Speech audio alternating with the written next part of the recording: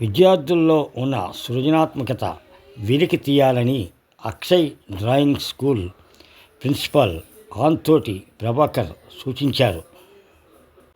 ఆదివారం కొత్తగూడెం గ్రంథాలయంలో జరుగుతున్న 58వ జిల్లా గ్రంథాలయ వారోత్సవాల 3వ రోజు చిత్రలేఖన పోటీలను నిర్వహించగా ముఖ్య అతిథిగా ఆయన పాల్గొని ప్రారంభించారు. ఆధునిక సమాజంలో నేడు ఇంటర్నెట్, సెల్ ఫోన్లతో బిజీగా ఉన్న నేటి రోజులలో విద్యార్థులు గ్రంథాలయంపైన మక్కువ చూపడం ఎంతో ఆనందంగా ఉందన్నారు. వారం రోజుల పాటు జరిగే ఈ వారోత్సవాలు నిర్వహించి చిత్రలేఖన విభాగాన్ని ఏర్పాటు చేసినందుకు ప్రత్యేక ధన్యవాదాలు తెలియజేశారు. విద్యార్థులు చిత్రించిన చిత్రాలను పర్యవేక్షించారు. గ్రంథాలయ చైర్మన్ పసుపులేటి వీరబాబుకు ఆయన ప్రత్యేక కృతజ్ఞతలు తెలిపారు.